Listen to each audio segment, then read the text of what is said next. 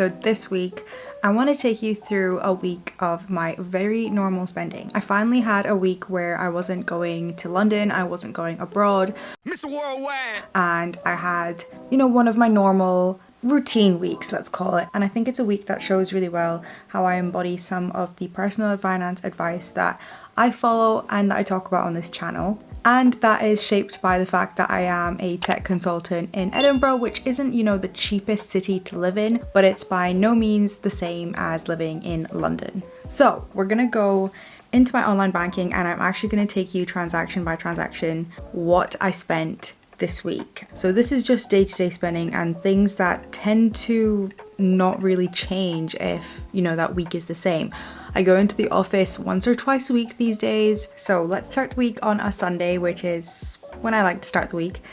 And on Sunday, I ended up going for a huge walk. I was a tiny little bit worse for wear, let's just say, from a dinner and an evening out that went quite late. And so I took myself for a walk to meet my sister. And because I walked, and I tend to walk a lot in Edinburgh because it is kind of easy to walk around the city, I didn't pay for any public transport on this day, and we did end up going for a waffle and a milkshake. Now, because me and my sister do this relatively often, she paid for this one, has it factoring into her little student budget. So technically I got free milkshake on Sunday. Then I actually just got the bus home because it was a long day. I'd been on a walk for about 2.5 hours. And as I said at the beginning, I was a little bit worse for wear. So I thought I deserved it. That's £1.80 spent on the bus back home on Sunday. On Monday, I then worked from home. And when I work from home, things are pretty much very low cost. Make my own coffees, make my own lunch, make my own breakfast, make my own dinner. I also went for a couple of walks, free, and we ended up going for a food shop in the evening, which was about £67. Now, our food shops can vary, and I said at the beginning of this video that this was actually quite an average amount for us to spend, and that was a lie because our average amount is probably about £55 to £60, but we had a one-off item in this food shop that we don't normally buy. Usually things like that are like cleaning products or things that we need for around the flat. And this is a food shop that lasts typically around a week. And this was also a week we weren't really planning to eat out or have any drinks out or do much socializing as a couple. So we did our food shop based on that. On Tuesday, I also worked from home, so there were minimal costs here, but I did go to the gym in the evening and I got the bus back. So I walked there and got the bus back. So that was another £1.80 to add to our bill. I'm just looking at my bank statement and thinking, what the hell am I doing? But I also got a national lottery ticket, which was, I don't really know how to explain myself here, but my partner bought a couple of lottery tickets last week, so I thought, I'm going to even up the purchase of tickets and get 2 more. I actually won some money, but it just covered the cost of how much the ticket cost in the first place, which is stupid. And that won't be happening again. That's another £8.40 to add to the bill for this week, which is annoying. And Wednesday is unfortunately quite as boring, so I didn't go out. I worked from home, but in the evening went to go play touch rugby with my colleagues from work because we're joining a touch rugby league. So we start training for that, which is in a big green area that's about a half an hour away from my flat. So I walked there, but then the weather got really bad, so I got the bus back.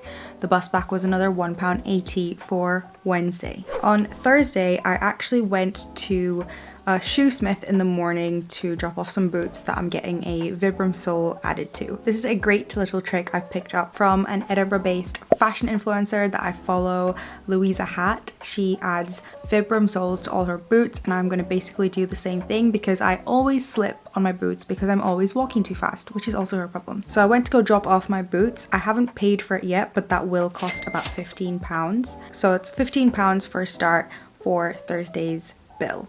On Thursday, I also went to the office for the afternoon. So I actually went in on my lunch break and I walked there. So no cost for the bus. And whenever I go to the office, I always treat myself to a local coffee. And there's one coffee shop near my office which serves literally the best coffee and the best dark chocolate cookies I've ever had. So I get both whenever I go to the office. So I got my oat milk latte. He actually didn't have the cookies on Thursday, so I didn't get one of those. But the oat milk latte is £2.80.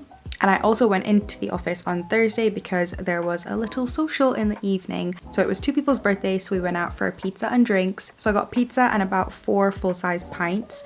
So the pizza I got was £12.50 and I got 2 beers at this place, which were £6 each. So that's £12 for the 2 beers I had at this bar, and then we went to another bar and got more beers, and I actually only had 1 beer at this other place. It doesn't feel like it. I actually didn't even finish it because I wanted to go home that bad.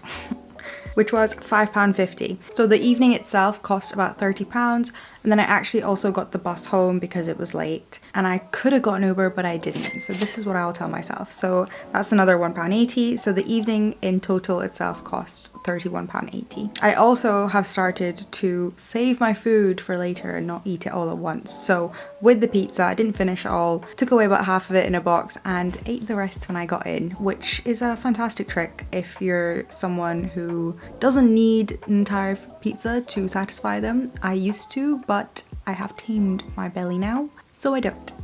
And then on Friday, it was a pretty relaxing day. Again, worked from home, made all of my meals, made all of my coffees, and I actually did something a little bit uncalled for in terms of budget, but it was delicious.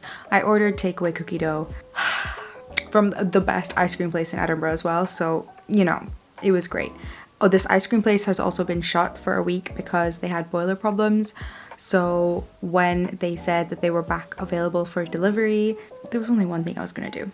So the delivery of cookie dough cost £17.50, which I know it's a lot for cookie dough, but this is really good. And also I shared it a little bit with my partner. Then I went for a 2-hour long walk to Calton Hill, which I'll put some pictures of up on the screen right now because it was literally the most beautiful sunset walk, or one of the most beautiful sunset walks I've been on in Edinburgh. There are many. And then I just came home and planned out my week. And then on the Saturday, I did not spend any money again because I just went for a couple of walks, went to the gym, which I'll add the portion of my membership up on the screen as well because for the sake of weekly spending, and then did some work for my social media channels in the evening, which is all the money I have spent this week. Now, one thing I did want to talk about was, you know, how these little things I'm paying for here and there, like the pizza and beers that we had on Thursday night and dropping off my stuff to the shoesmiths, how you account for all of that and how you can let things like social events not throw your budget out of the window if and when they do come. And the way I do this is by just tracking my budget on a weekly basis. So on Sunday, I would have sat down with my Notion planner and I would have known that the social on Thursday was coming up. And I kind of decided in my head what I was going to order and, you know, what I was going to eat. And I knew how much it was going to cost me overall for the night. I also really work off, you know, how I want my spending to make me feel after having spent the money.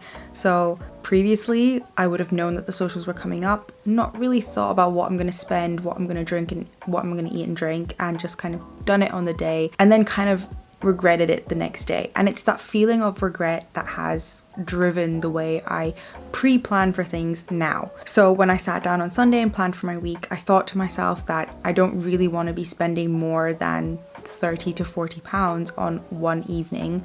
That was relatively like low-key. It wasn't a big night. It was also midweek, so I had to kind of be fresh for Friday because there's still work to do. Knowing this, going into Thursday, I didn't feel that overwhelmed with like everything on the menu or the fact that, you know, some people were having cocktails and some people weren't. I knew what I kind of wanted to stick to, and I knew, most importantly, that on Friday I would feel good about myself, first of all physically and in terms of my health because I didn't go over the top with eating and drinking, and also mentally that, you know, I stuck to my budget, I know what I spent, I'm prepared for that money leaving my bank. I can feel better for the fact that I can do that again once the next social comes around. I also think it's really important to budget for these things when you are in your 20s and you have a job in the city. You shouldn't not be budgeting for social events, for drinks, for eating out. All you need to do is kind of give yourself a little bit of buffer during the week and just tell yourselves how many times you want to do it, because there's probably a line to draw between not socializing and saving a ton of money and socializing and not saving any money in the name of living your life. Life's too short, YOLO, all that kind of stuff. So what I like to tell myself is that I'll stay in a couple nights a month and I'll pick and choose when it is I do want to make that effort, spend the money and see my friends, because having a balance of keeping up friendships and going out and exploring your city and having a good time, eating good food, drinking good beer is really important, even if you're trying to be good with money and be frugal. So what does this mean practically? It means giving yourself, let's say 5% of your salary to just do spontaneous things with your friends. And 5% doesn't sound like much. I know it doesn't, but you could start with 10, and if 10 starts to feel like it's too much and you get to the end of the month and you feel like you didn't have to spend all that money, you can bring it down to 5. 1 month of trialing out a budget isn't going to hurt you if it means that you know what kind of money you want to spend and what kind of money you want to save going forward. Also, the money that I spent this week on going to the shoesmith and socializing and using the bus, because I don't budget for using the bus because I try not to, is all stuff that comes out of the sinking fund that I have for discretionary spending. That's on top of the fact that I want April to be a quiet month. So the money that I spent on socializing and the shoesmith this week is the kind of money I would have spent on traveling and socializing last month, which is exactly what I did. Last month I didn't really go out drinking that much with friends as much as I did traveling and spending that money abroad. So I'm able to kind of use my sinking fund in different ways, and if I have money left over 1 month, I can roll it over into next month. So it's all a bit of up and down balance, and just making sure that you're giving yourself the leeway to have fun, because if you don't, you'll just feel very resentful and regretful, and your relationship with money will not benefit from that situation. I hope this gave you a realistic idea of the kind of spending that I do as someone who is trying to save money, is trying to be better with money, and also as someone who does go out and spend money and also lives in a relatively expensive city. So I hope this video helped, and I'll see you guys in the next one.